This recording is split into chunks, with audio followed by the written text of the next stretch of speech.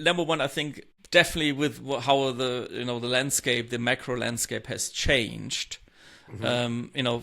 After decades of easy money and market homogeneity and the macro regime changes, I think it's creating wider dispersion in asset returns, and interest rates have risen, and liquidity withdrawn from some markets. So the markets are not uniformly buoyant anymore. So that I think that is clearly gives more leeway for skilled active manager to add value. Basically, I think we clearly see that one. And then the active managers then can use, for example, the QS strategy. I think that the fun thing about the QS is that, the commodities always have done well for quite a long time.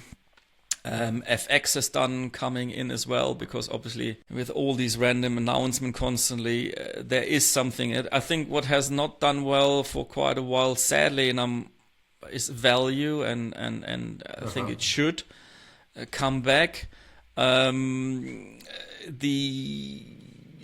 That's where I'm expecting, hopefully, something to come. But definitely the ones that have performed were much more the FX and the commodity strategies overline on the QIS side.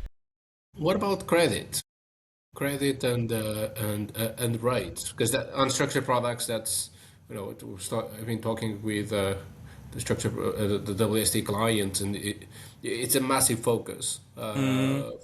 Especially as you said, right? Same thing is happening in FX. Rates can go anywhere at the moment, right? It depends on what's the next tweet. Now they call it the truth, or from Trump, but what is happening in China, what is happening in so many different countries. I haven't seen too much being used. I have to say, more the one that I've seen is steepness being used. Very simple strategy, not so much of a complicated QIS strategy, but steepness implemented 2 years, 10 years versus 2 years when it comes to the fixed incomes. And then